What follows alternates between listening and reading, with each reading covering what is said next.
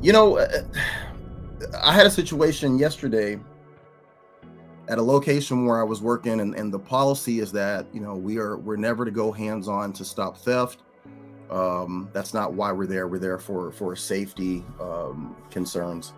But I saw a situation where we had some Girl Scouts that were selling cookies, and a drug addict comes running out of the store, and he trips and falls. He's got a bunch of stuff that he's shoplifting, and he trips and falls, and this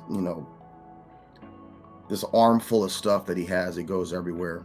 And the little girl, um, one of the Girl Scouts, she's trying to be helpful, and so she goes, "Oh, sir," and she comes out from around the table, and she goes over towards him. Now this guy, he's got open sores. He's got needle marks all over his arm. He's dirty. Clearly he's fidgety. He's agitated. He's high. And this girl, she's like 7, 8 years old, and she goes over and she starts picking up the stolen merchandise to hand back to this guy to try and help him, as he goes out the door.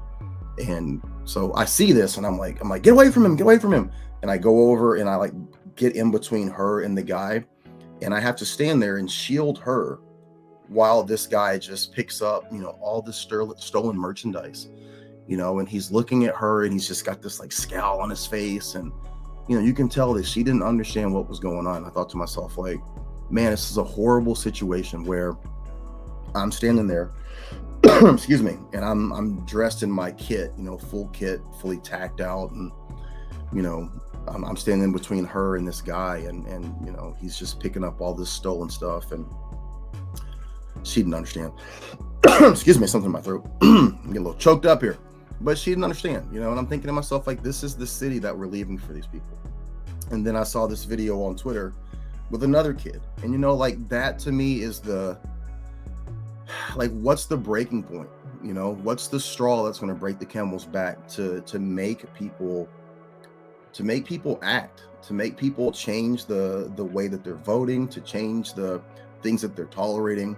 When the kids become involved, and this becomes a situation where the kids are seeing it at the level of acceptance that we're allowing, like, that has to be the breaking point. It's the breaking point for me. And I really started to kind of excuse me, reevaluate, like, clearly, like, I don't necessarily want to be in Portland, but really reevaluate everything. It was just a horrible moment.